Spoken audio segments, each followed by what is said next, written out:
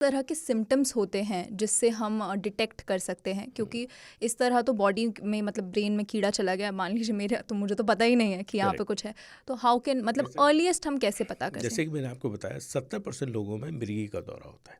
Okay. मृगी का दौरा हल्का सा हो सकता है कि आपका हाथ को झटका आया, ठीक हो गया। ज़्यादा होगा तो आदमी बेहोश भी हो सकता है। कुछ में जब जिनको मल्टीपल सिस्टिक सर्कोसिस बोलते हैं, कि मैंने आपको जैसे हम डिस्कस कर रहे थे थोड़ी देर पहले कि हज़ारों सिस्ट ब्रेन में हो सकते हैं, तब वो ब्रेन का प्रेशर इतना बढ़ा देते हैं कि वो हेडेक से पेशेंट प्रेजेंट करेगा। कभी कभी 2-3 सिस्ट होते हैं, लेकिन उनके चारों स्वेलिंग इतनी हो जाती है ब्रेन में कि पेशेंट कम कंप्लेन करेगा उसको बहुत हेडेक हो रहा है। और कोई भी आदमी मेरे पास पहली बार आएगा कि मेरे को 3 दिन से हेडेक हो रहा है, तो मैं उसको एक सिंपल दवाई दे के भेज दूंगा। तो वो, जैसे मैं भी एग्जांपल दिया मैंने आपको कि एक यंग लेडी आई थी मेरे पास अभी कि 1 हफ्ते से मेरे सिर में दर्द हो रहा है।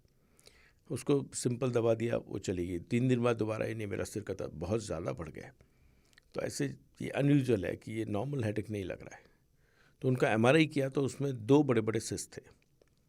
और बात करने से पता चला कि उन्होंने, जैसे होता है ना कि पेट के कीड़े मारने की दवा कभी रैंडमली खा लेते हैं लोग, करेक्ट, डीवॉर्मिंग की जो डीवॉर्मिंग टैबलेट, जो हम हाँ। बोलते हैं, तो वो डीवॉर्मिंग करने का एक सबसे बड़ा डिसएडवांटेज यही है।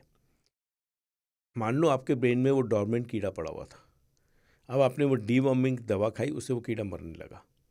और जब मरने लगे तो शी वाज लकी कि उसको सिर्फ हेडेक हुआ। तो there was very severe edema, इतना स्वेलिंग था, मैंने इतना स्वेलिंग 25 साल में देखा नहीं है। लेकिन सबसे बड़ा जो प्रॉब्लम ऐसे पेशेंट्स में होता है, उनको मिर्गी के दौरे पड़ जाते हैं। इसलिए जिसको मान लो डिटेक्ट भी करते हैं अगर सिस्टिक सर्कोसिस और अगर उसको कोई सिम्टम नहीं है तो उसको छोड़ देते हैं चुपचाप, उसके लिए उसको मारने की कोशिश नहीं करते हैं। पर जैसा मैंने आपको बताया कि जिनको बहुत मैसिव हैं, 100, 200, 500 कीड़े अगर जो हैं, तो और पेशेंट बेहोश होकर आ रहा है मेरे पास, या मैसिव सेरेब्रल एडिमा हो रहा है, बहुत हेडेक है, तो उसको हम पहले अगर जो कीड़े मारने की दवा दे देंगे तो डेफिनेटली उस पेशेंट के लिए बहुत सीरियस प्रॉब्लम हो जाएगा।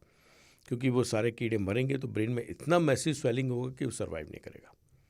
तो ऐसी सिचुएशन में पहले ऐसी दवाइयाँ देते हैं जिससे कि ब्रेन की स्वेलिंग पहले कम हो, और हफ्ते 2 हफ्ते 4-4 हफ्ते देने के बाद फिर धीरे धीरे वो दवाइयाँ देते हैं जिससे धीरे धीरे कीड़ा मरे, जिससे कि ब्रेन की स्वेलिंग ना बढ़े। तो सर जैसे अब हम लोग इस इलाज की बात कर रहे हैं, तो लोग एक्चुअली बहुत कंसर्न्ड रहते हैं इस चीज़ को लेके, और न्यूरोसिस्टिक सर्कोसिस को लेके स्पेसिफिकली ये माना जाता है कि ये बिल्कुल डेडली बीमारी है। ऐसा डर लोगों में रहता है। तो एज अ डॉक्टर जब आप इस तरह के केसेस से डील करते हैं, तो मतलब क्या आपकी क्या पर्सनल ऑब्जर्वेशन है? देखिए, मोस्टली न्यूरोसिस्टिक सर्कोसिस क्योंकि दौरे करता है और दौरे के हम इलाज आराम से कर सकते हैं, तो कहूँगा 1000 में 1 या 2 या 3 लोग होंगे जिनकी जान इसकी वजह से इनडायरेक्टली या डायरेक्टली जाती है। तो ये कोई डेडली डिजीज़ नहीं मानता मैं उसको। ये भी अच्छी बात है, आज से 25 साल पहले जब मैं एम्स में स्टूडेंट था तो हर ओपीडी में 2, 5, 10 केस देखता था मैं, इतना कॉमन था। 20-25 साल में हेल्थ हाइजीन इतना इम्प्रूव कर गया है, सबको समझ में आ गया है कि बाहर जो भी खाना है वो साफ़ सुथरा होना चाहिए। स्पेशली जो सलाद होते हैं, पत्ते वाले सलाद, वो नहीं खाने चाहिए क्योंकि उसमें कीड़ा होता है। तो इस बात से लोग अवेयर हो गए हैं, तो लोग बाहर खाना नहीं खाते हैं उस चीज़ को। तो अब जो ये नंबर 1 या 2, या बल्कि हफ्ते में जो मान लो 20 केस देखता था, अब मैं 2 केस देखता हूँ, 5 केस देखता हूँ। मतलब तो वक्त के नंबर ऑफ साथ, केसेज है रिड्यूस हाँ, मार्केटली। फ्रीक्वेंसी कम हुई और है। जहाँ तक कि कितना घातक है, क्योंकि दौरे की दवा हमारे पास बहुत अच्छी दवाइयाँ हैं, तो हर मरीज के करीब करीब दौरे हम कंट्रोल कर सकते हैं। तो न्यूरोसिस्टिक सर्कोसिस अब कोई ऐसी सीरियस बीमारी नहीं है, उसको बहुत अच्छा इलाज है और हम बहुत अच्छी तरह से